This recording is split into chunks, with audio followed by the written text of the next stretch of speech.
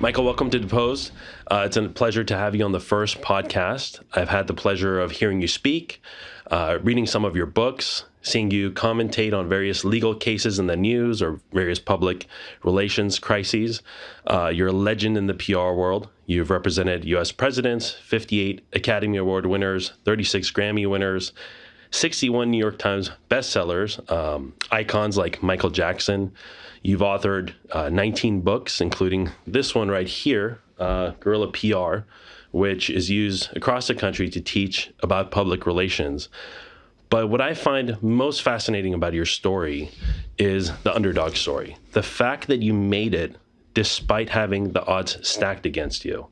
And so what I'm interested in learning about is, tell me about your childhood and the odds that were stacked against you and how you overcame those to get to where you're at today. Well, first of all, my friend, thank you for being here. Now, by noting all those accomplishments, what I think you've done is you've announced to the audience that I have a very reduced social life, which I guess I do in certain ways. I do work a lot. But it's an honor to be here for a show. And I like what you're doing with it. I like the whole podcast format. And I think that you're inquisitive in an interesting way. You and I have had some conversations in which I've watched your inquisitiveness fascinate me. And I guess I'm also born with that inquisitiveness. So anyway,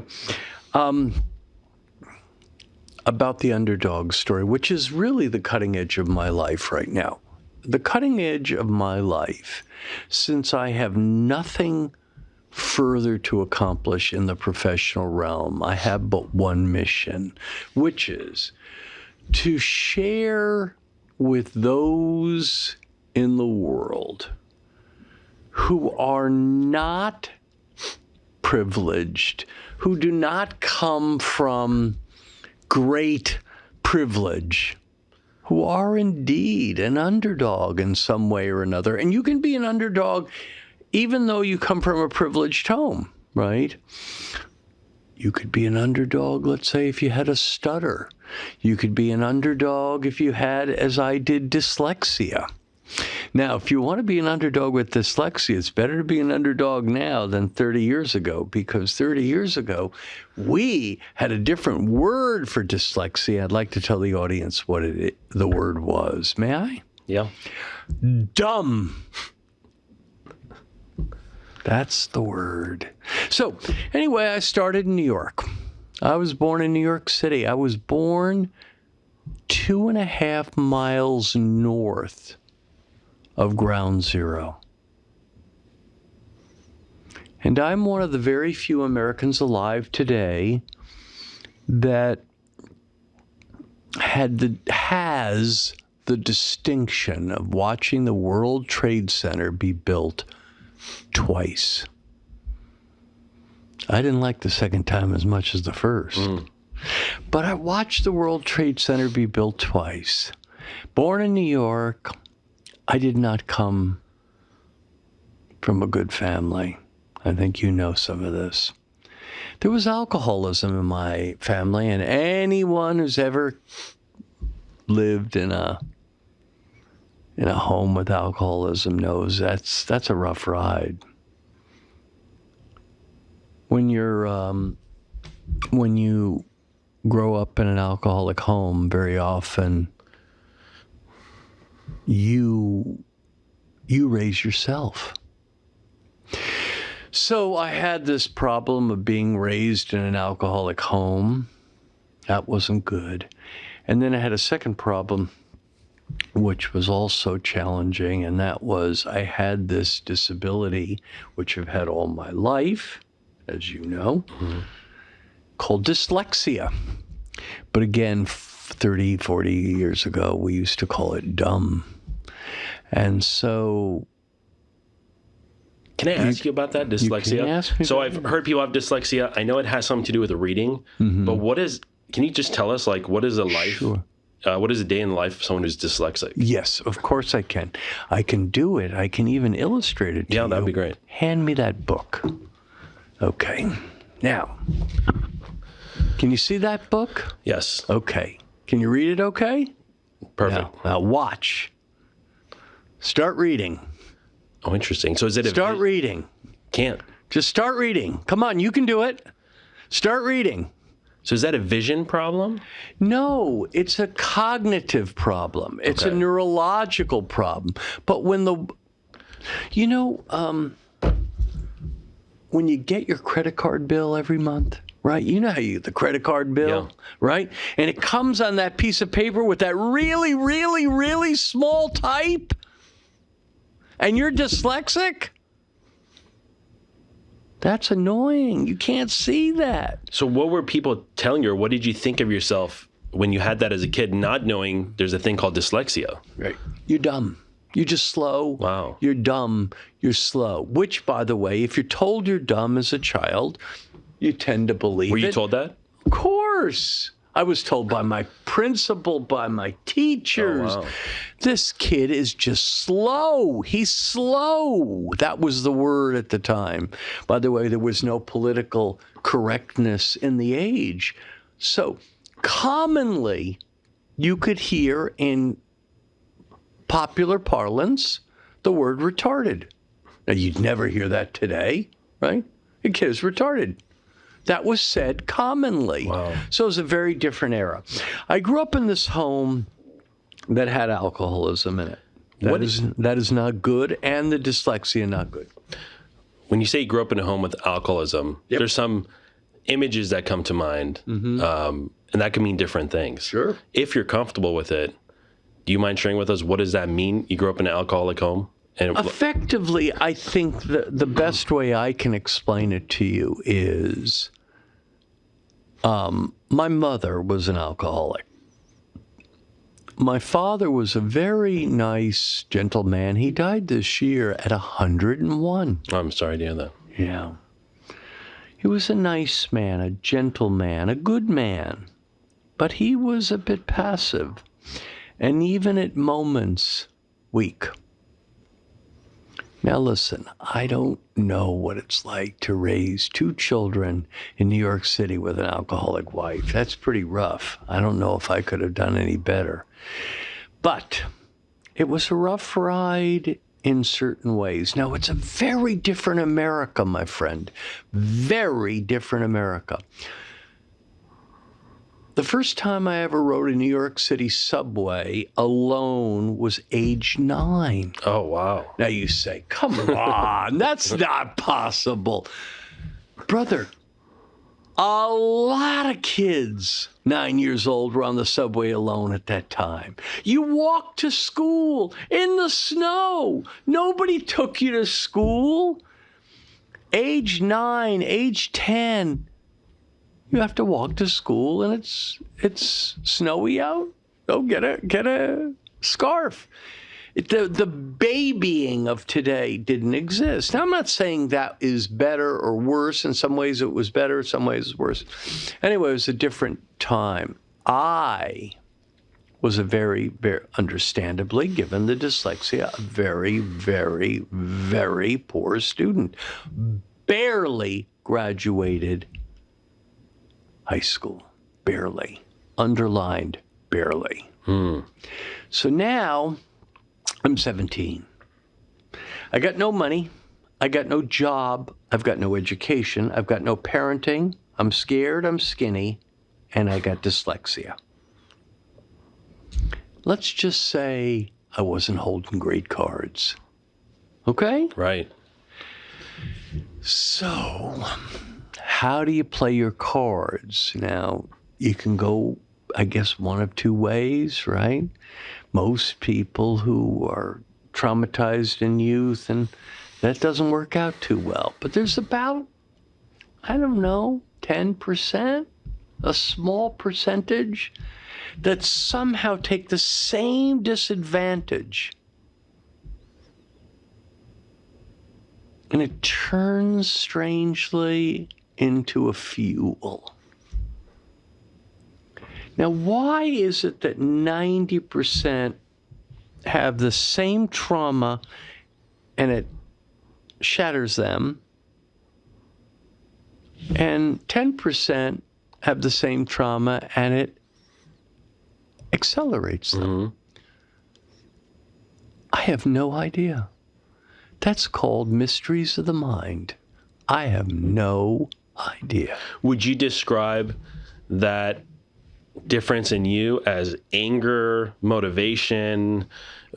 How would you describe that? Because that is unusual. So a lot of people that are in that track, they end up just going down the wrong path. 90%. Right. So what is that feeling like? Dyslexic, alcoholic family, probably not, your future's probably not looking... Didn't have a good prom night. Okay. I bet you had a better prom night, son. Okay. So your future at 17, in your mind, what did your future... Well, look. Let's do it this way. You're a smart guy. Would you have bet on me at 16, 17? Fuck no. Fuck no. Are you crazy? You out of your mind? This is a bad bet, son. But it somehow turned out. And I do believe now, I'm going to say something to the audience that maybe sounds odd. I actually believe that the disadvantages that I had in my life, strangely, turned out to be advantages. Now you'll say, what the fuck are you talking about? How could a disadvantage? What? That doesn't make any sense. I think the disadvantages gave me gifts that I couldn't be aware of at the time. So, for example, one of the things I've learned about dyslexics is they're often hyper observant. Now, you know me a little bit, not 100%, but I think you'd probably say to a friend, yeah, this guy's pretty fucking observant. Yeah, absolutely. You know, absolutely. And you're very observant too. So it's an interesting thing. Why do you think you're hyper observant? What's the link between that and you think your disadvantages? Well, I think my disadvantage of dyslexia may have gifted me in some hard to explain way in being hyper observant. Now, why is that? I don't know. Mysteries of the mind. See, I'm not very bright, but I'm above average at watching what bright people do, and that's been damn helpful. But I'm maybe even better at watching what dopey people do. And that may be even more important. Okay, so you're 17 in New York, barely graduated high school. Scared, skinny, barely graduated high school. And in that moment, were you scared of what the future had for you? Were you confident you're going to make it work? Or No. what was your mentality like? No, I wasn't confident. I think I was...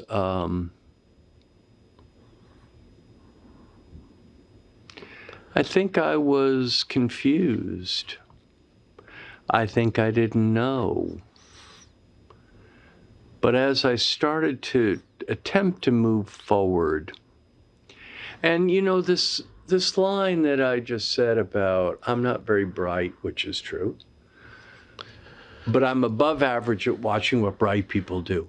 Now listen here, that's important. People listening to this, you're gonna observe people in your life who, for whatever reason, got it going on. They're bright, they're interesting, they're powerful, they're doing something special. Men, women, gay, straight, black, white, watch them. Damn it, watch them. Observe them. Be mentored by them. I mean, I think, I don't know this, I think you share a somewhat similar view on mentorship, the power of it. Absolutely.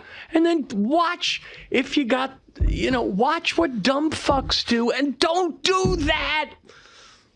Right? Right. If you see a person who is a dope, and watch what they do and don't do that. Come. So anyway, these are all thoughts that as I began to try to move forward, confused, I think I observed, though I didn't have the words for it at the time, that life was really a symposium on how you play your cards. So some people get bad cards and they play them good. Some people get good cards, they play them bad. Some people get medium cards, they play them medium. How are you going to play your cards? And don't avoid this. And I don't know how I did fully. Maybe I didn't fully. I don't know. Initially, maybe I didn't. If you want to be broke in America, and not many people do, but if you do, here's the number one rule. Think like a victim. I didn't do that. See, if you're sitting around at your goddamn home and you're saying, I can't, Trump's fucking me up, and the government, and the world, and men in Hollywood, and I'm a victim. See, that's a bad plan. Mm-hmm. That's a bad plan. Unless you want to be broke, frustrated, and exhausted. If you want to be broke, frustrated, and exhausted, think like a victim. Right. But if you say, no, I don't want to be broke, I don't want to be exhausted, I don't want to be frustrated, then don't think like a victim. So then how do you think? Well, that's the first is to think, don't think like a victim. And then how do you think? Like you're the master of your own destiny largely. Now, there is some element of luck in life, timing, luck. There's some element of that. But overwhelmingly, people are where they are. You right now are where you are because of who you are. For better or for worse. Mm-hmm. And the same to the audience. Listen up. You are where you are because of who you are. Okay, so then how do you make it from New York to California? Well, in my youth, I had two passions. Some people don't know what their passions are, but I had two passions growing up in my youth. The entertainment industry was a passion, and politics was a passion.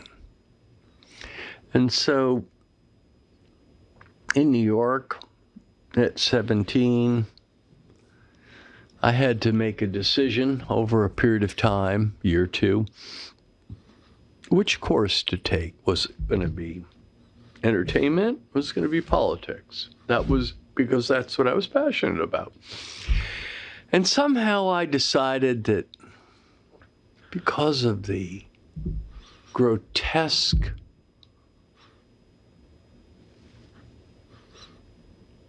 opening act of my life, I needed a new canvas. I felt somehow I needed a new canvas. And so on September 16th, 1977, I arrived in California. in search of a new canvas. And of course, that didn't hurt that it was the entertainment industry. Now, California then, very different place than today. That song, California Dreamin', by the Mamas and the Papas.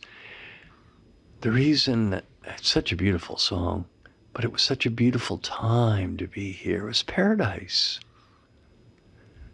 Today, I'd change the title.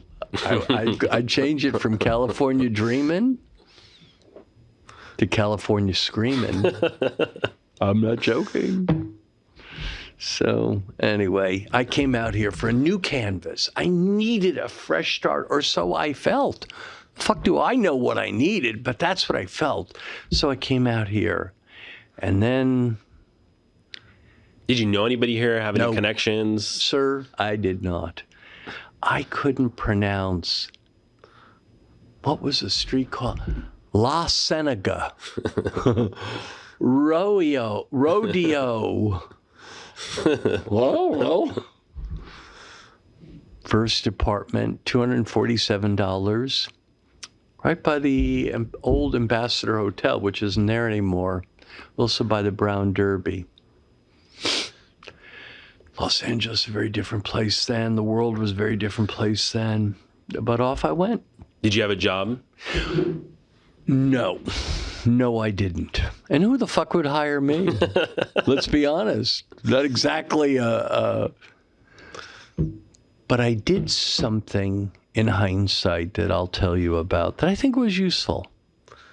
I really do. I really think this was useful. I came here and I made a decision, and I don't know why I did it, but I did, to burn the boats. Now, people listen, what the fuck does that mean, burn the boats? Burn the boats means within 1 week, I had a Los Angeles library card. Within 1 month, I had a California driver's license. I wasn't here to test out whether this was right. I burned the boats. There was no going back, no alternative. JT, do you know what time it is? 4:10. It's Tebow time in Tulsa, Jerusalem, baby. Tim Tebow is coming to Tulsa, Oklahoma. During the month of Christmas, December 5th and 6th, 2024, Tim Tebow is coming to Tulsa, Oklahoma in the 2-day interactive Thrivetime Show Business Growth Workshop. Yes, folks, put it in your calendar. This December, the month of Christmas, December 5th and 6th, Tim Tebow is coming to Tulsa, Oklahoma in the Thrivetime Show 2-day interactive business growth workshop. Whoa. We've been doing business conferences here since 2005. I've been hosting business conferences since 2005. What year were you born? 1995. Dude, I've been hosting business conferences since you were 10 years old. And a lot of people, have followed Tim Tebow's football career on the field and off the field. And off the field, the guy's been just as successful as he has been on the field. Now, the big question is, JT, how does he do it? Well, they're going to have to come and find out because I don't know. Well, I'm just saying, Tim Tebow's going to teach us how he organizes his day, how he organizes his life, how he's proactive with his faith, his family, his finances. He's going to walk us through his mindset that he brings into the gym, into business. It is going to be a blasty blast in Tulsa, Jerusalem.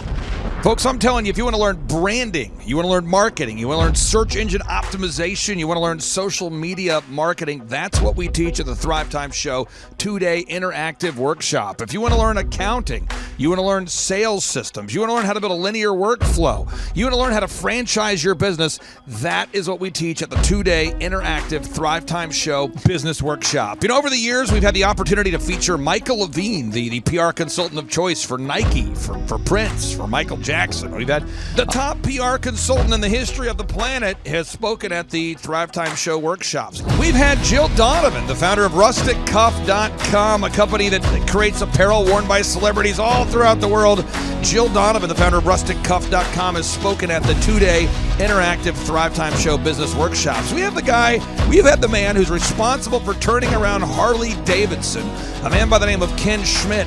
He has spoken at the Thrivetime Show two-day interactive business workshops. Folks, I'm telling you, these events are going to teach you what you need to know to start and grow a successful business. And the way we price the events, the way we do these events, is you can pay $250 for a ticket or whatever price that you can afford. What? Yes, we've designed these events to be affordable for you, and we want to see you live and in person at the two-day interactive December 5th and 6th Thrivetime Show Business Workshop. Everything that you need to succeed will be taught at the two-day interactive Thrivetime Show Business Workshop, December 5th and 6th in Tulsa, Oklahoma. And the way we do these events is we teach for 30 minutes, and then we open it up for a question and answer session so that wonderful people like you can have your questions answered. Yes, we teach for 30 minutes, and then we open it up for a 15-minute question and answer session. It's interactive. It's 2 days. It's in Tulsa, Oklahoma. We've been doing these events since 2005, and I'm telling you, folks, it's going to blow your mind. Yes, ladies and gentlemen, the Thrivetime Show two-day interactive business workshop is America's highest rated and most reviewed business workshop. See the thousands of video testimonials from real people just like you who've been able to build multi-million-dollar companies. Watch those testimonials today at thrivetimeshow.com. Simply by clicking on the testimonials button right there at thrivetimeshow.com, you're going to see thousands of people just like you who've been able to go from just surviving to thriving. Whoa. Each and every day, we're going to add more and more speakers to this all-star lineup, but I encourage everybody out there today, get those tickets today. Go to thrivetimeshow.com. Again, that's thrivetimeshow.com. And some people might be saying, well, how do I do it? What do I do? How does it work? You just go to thrivetimeshow.com. Let's go there now. We're feeling the flow. We're going to thrivetimeshow.com. Again, you just go to thrivetimeshow.com. You click on the business conferences button, and you click on the request tickets button right there. The way I do our conferences is we tell people it's $250 to get a ticket. Yep. Or whatever price that you can afford. And the reason why I do that is I grew up without money. JT, you're in the process of building a super successful company. Yep. Did you start out with $1 million in the bank account? No, I did not. Nope, did not get any loans, nothing like that. Did not get an inheritance from parents or anything like that. I had to work for it, and I'm super grateful. I came to a business conference. That's actually how I met you, met Peter Taunton. I met all these people. So if you're out there today and you want to come to our workshop, again, you just got to go to thrivetimeshow.com. You might say, well, who's speaking? We already covered that. You might say, where's it going to be? It's going to be in Tulsa, Jerusalem, Oklahoma. And someone says, Tulsa, Jerusalem. I'm really trying to rebrand Tulsa as Tulsa, Jerusalem, sort of like the Jerusalem of America. But if you type in Thrivetime Show and Jinx, you can get a sneak peek or a look at our office facility. This is what it looks like. This is where you're headed. It's going to be a blasty blast. You can look inside, see the facility. We're going to have hundreds of entrepreneurs here. It is going to be packed. Now, for this particular event, folks, the seating is always limited because my facility isn't a limitless convention center. You're coming to my actual home office, and so it's going to be packed. Who? You're going to come. Who? You? I'm talking to you. You can just get your tickets right now at thrivetimeshow.com. And again, you can name your price. We tell people it's $250 or whatever price you can afford. And we do have some select VIP tickets, which gives you an access to meet some of the speakers and those sorts of things. And those tickets are $500. It's a 2-day interactive business workshop, over 20 hours of business training. We're going to give you a copy of my newest book, The Millionaire's Guide to Becoming Sustainably Rich. You're going to leave with a workbook. You're going to leave with everything you need to know to start and grow a super successful company. It's practical, it's actionable, and it's Tebow time right here in Tulsa, Jerusalem. Get those tickets today at thrivetimeshow.com. Again, that's thrivetimeshow.com. Hello, I'm Michael Levine, and I'm talking to you right now from the center of Hollywood, California, where I have represented over the last 35 years 58 Academy Award winners, 34 Grammy Award winners, 43 New York Times bestsellers.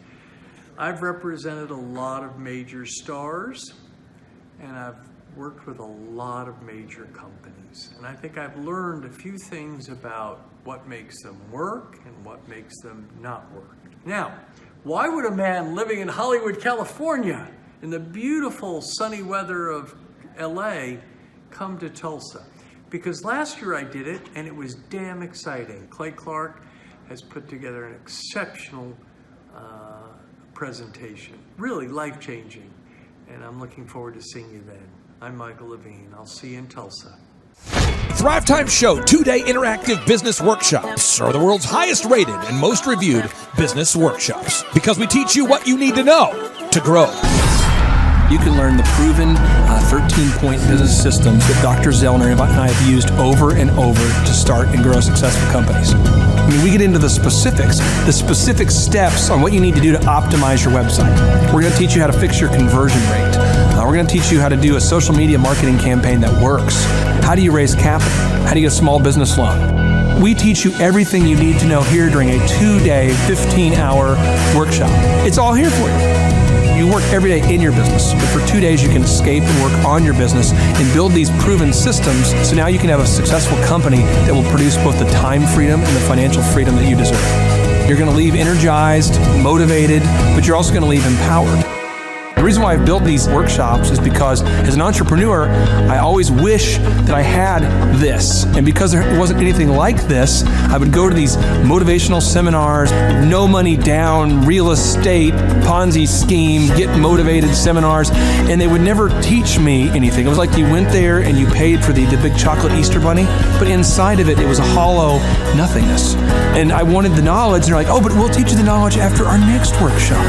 And the great thing is we have nothing to upsell. At every workshop, we teach you what you need to know. There's no one in the back of the room trying to sell you some next big get-rich-quick, walk-on-hot coals product. It's literally, we teach you the brass tacks, the specific stuff that you need to know to learn how to start and grow a business. And I encourage you to not believe what I'm saying, and I want you to Google the Z66 auto auction. I want you to Google elephant in the room.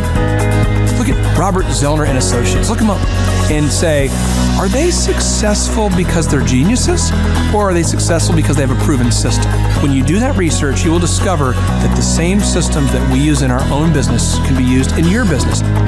Come to Tulsa, book a ticket, and I guarantee you it's going to be the best business workshop ever, and we'll even give you your money back if you don't love it. We've built this facility for you, and we're excited to see you. And now you may be thinking, what does it actually cost to attend an in-person 2-day interactive Thrivetime Show business workshop? Well, good news. The tickets are $250 or whatever price that you can afford. What? Yes, they're $250 or whatever price you can afford. I grew up without money, and I know what it's like to live without money. So if you're out there today and you want to attend our in-person 2-day interactive business workshop, all you got to do is go to thrivetimeshow.com to request those tickets. And if you can't afford $250, we have scholarship pricing available to make it affordable for you. I learned at the Academy, Kings Point in New York, acta non verba. Watch what a person does, not what they say. Whoa. Good morning, good morning, good morning. Robert Kiyosaki, the Rich Dad Radio Show. Today I'm broadcasting from Phoenix, Arizona, not Scottsdale, Arizona. They're close, but they're completely different worlds. And we have a special guest today. Definition of intelligence is if you agree with me, you're intelligent. And so this gentleman is very intelligent. I've done his show before also, but very seldom do you find somebody who lines up on all counts. And it's a Mr. Clay Clark. He's a friend of a good friend, Eric Trump. But we're also talking about money, bricks, and how screwed up the world can get in a few and a half hour. So Clay Clark is a very intelligent man, and there's so many ways we could take this thing. But I thought, since you and Eric are close, Trump, what were you saying about what Trump can't, what Donald, who's my age, and I can say or cannot say? First of all, I have to honor you, sir. I want to show you what I did to one of your books here. There's a guy by the name of Jeremy Thorne, who was my boss at the time. I was 19 years old, working at Faith Highway. I had a job at Applebee's, Target, and DirecTV. And he said, have you read this book, Rich Dad, Poor Dad? And I said, no. And my father, may he rest in peace, he didn't know these financial principles. So I started reading all of your books and really devouring your books. And I went from being an employee to self-employed to the business owner to the investor. And I owe a lot of that to you. And I just wanted to take a moment to tell you thank you so much for allowing me to achieve success. And then I'll tell you all about Eric Trump. But I just want to tell you thank you, sir, for changing my life. But not only that, Clay, thank you, but you become an influencer. More than anything else, you've evolved into an influencer where your word has more and more power. So that's why I congratulate you on becoming. Because as you know, there's a lot of fake influencers out there too, or bad influencers. Yeah. So anyway, I'm glad you and I agree so much, and thanks for reading my books. Yeah. That's the greatest thrill for me today. Not a thrill, but recognition is when people, young men especially, come up and say, I read your book, changed my life. I'm doing this, I'm doing this, I'm doing this. I learned at the Academy, Kings Point in New York, acta non verba. Watch what a person does, not what they say. Whoa.